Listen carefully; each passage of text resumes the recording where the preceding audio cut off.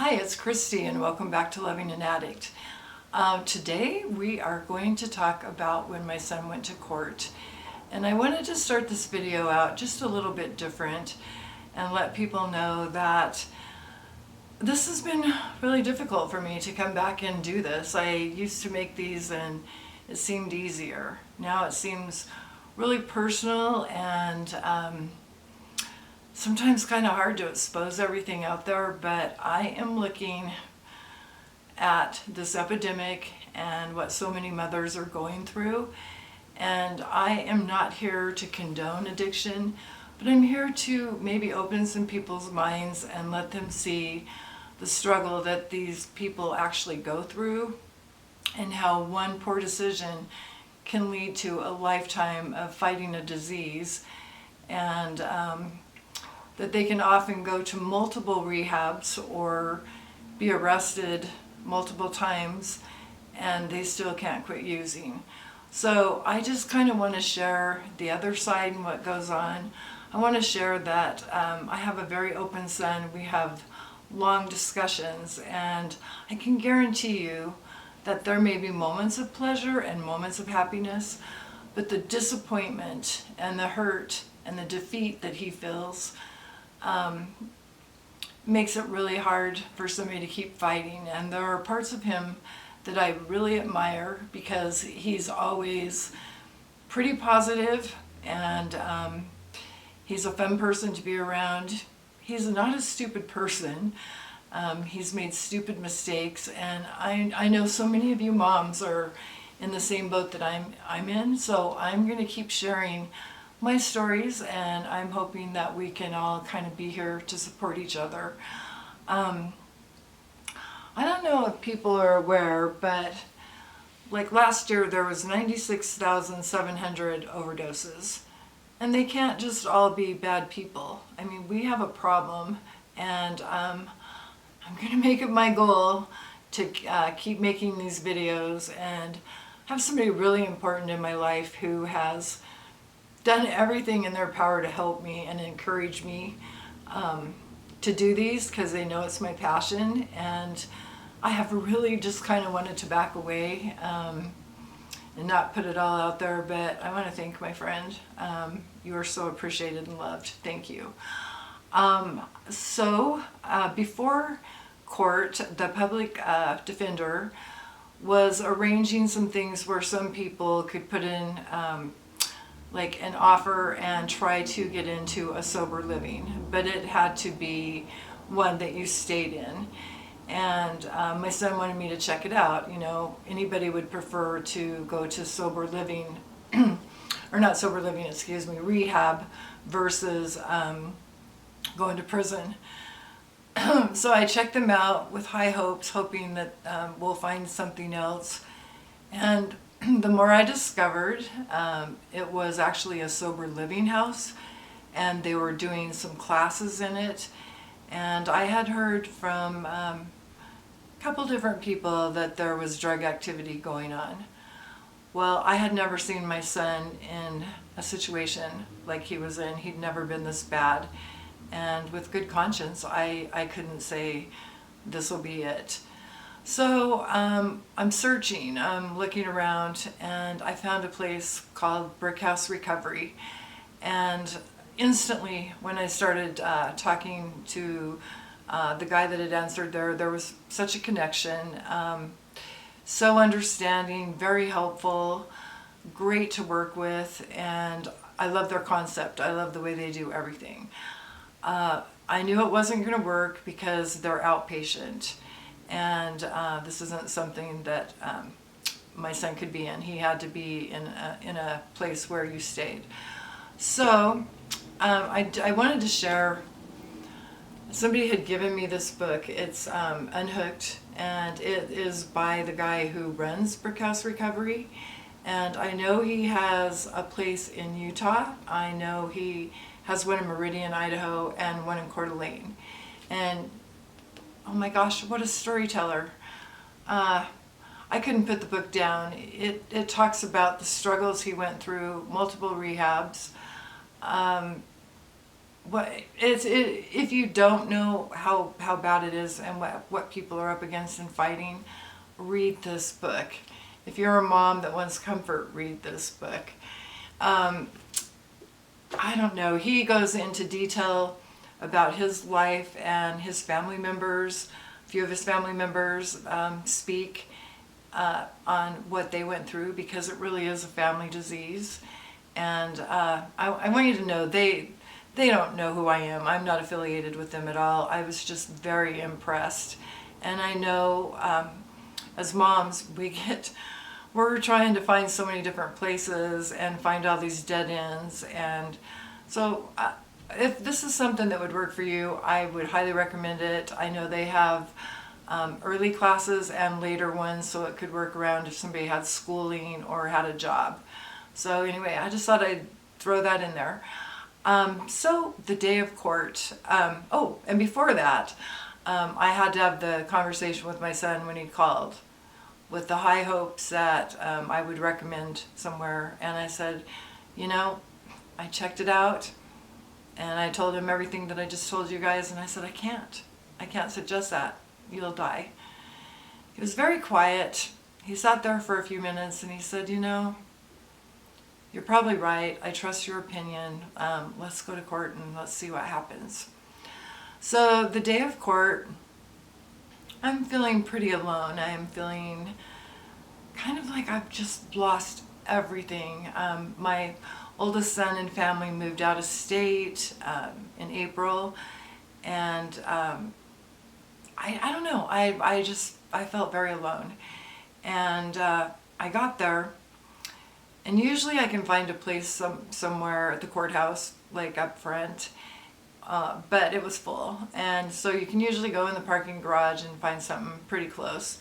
I was driving pretty far up in the parking garage thinking, what in the world? And as I go walking out, there's reporters out there, and I'm like, oh my gosh, I don't know if I'm ready for us to be on the news. I can't believe this is happening, and I don't want to talk to them. I hope they don't want to talk to me.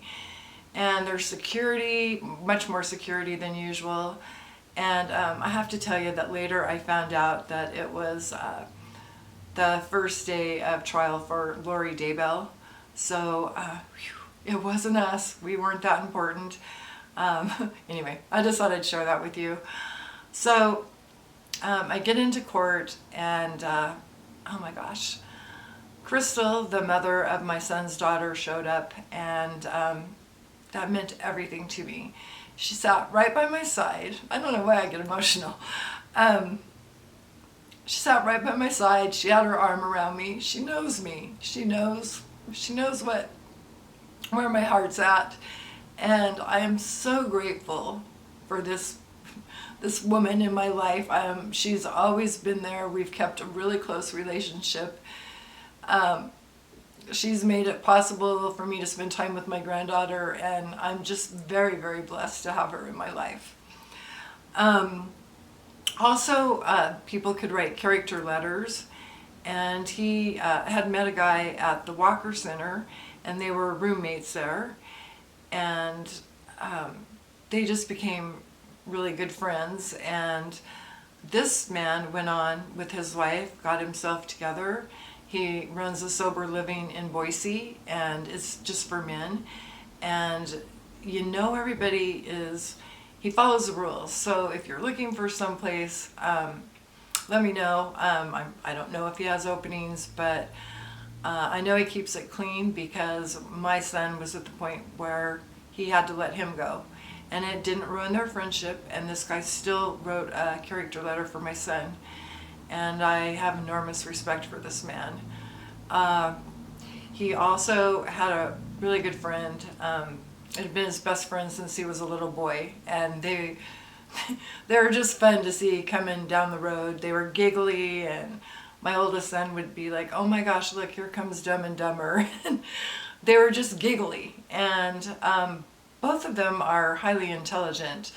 But his friend had made some mistakes in his younger years, but he went on, he moved to Oregon. He's a very successful businessman.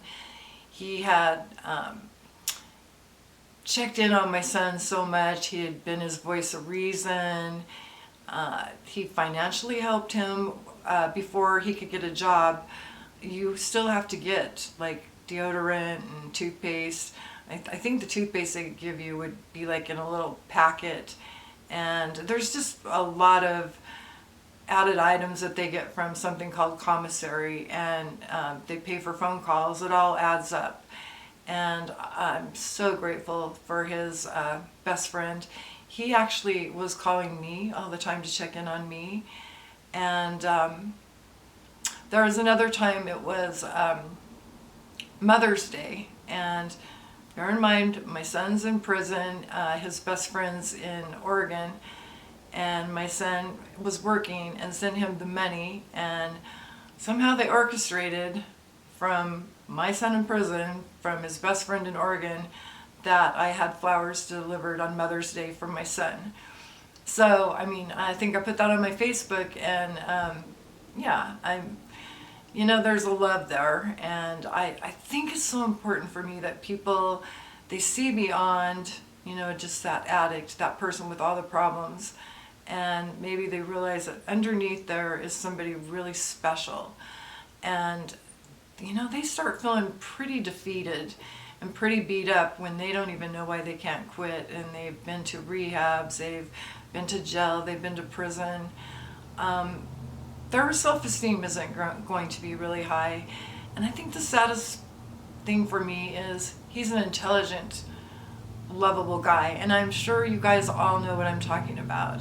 And so I'm just wanting us moms to stick together here. Okay, so next he's going to meet with the judge.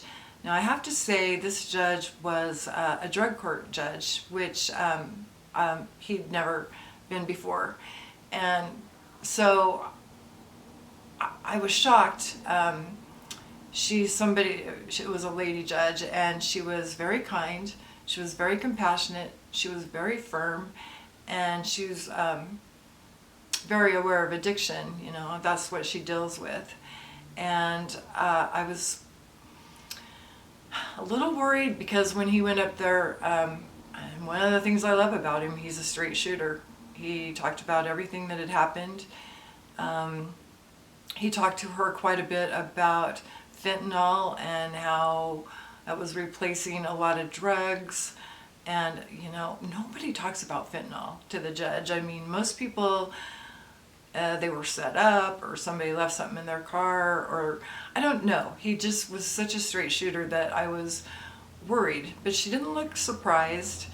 And if I'm honest with you, I think she might have gained a little bit more respect for him because he said it like it was. I had tears flowing, and if I'm honest, I think there were a few other people in tears. As a matter of fact, the lady sheriff that took him back, I saw tears in her eyes. It was a moving moment. He did get 2.5 years, which, I'm getting older. That seems like forever, and it broke my heart. But when I look at the silver lining, I know that this is giving him a chance to work on himself and to get better.